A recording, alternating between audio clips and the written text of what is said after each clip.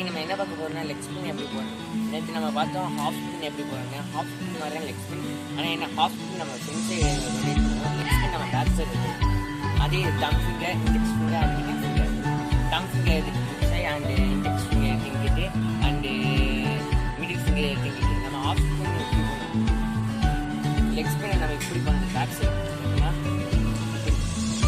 நல்லா பண்ணுங்க வச்சுக்கிட்டு ஹாஃப் ஸ்பின் மாதிரி வச்சுக்கிட்டு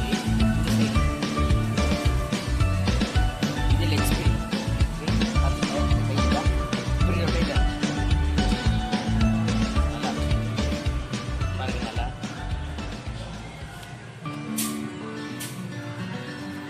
ஹாஃப் ஸ்பின் எப்படின்னா இப்படி முன்னாடி ஃப்ரண்ட் சைடு, அதே மாதிரி லெக் ஸ்பின் இப்படி பின்னாடி.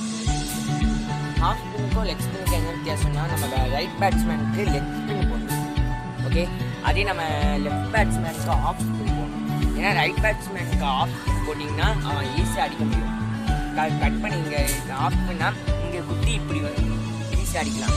அதே நம்ம இங்கே ரைட் பேட்ஸ்மேன் நிற்கிற லெக் ஸ்பின்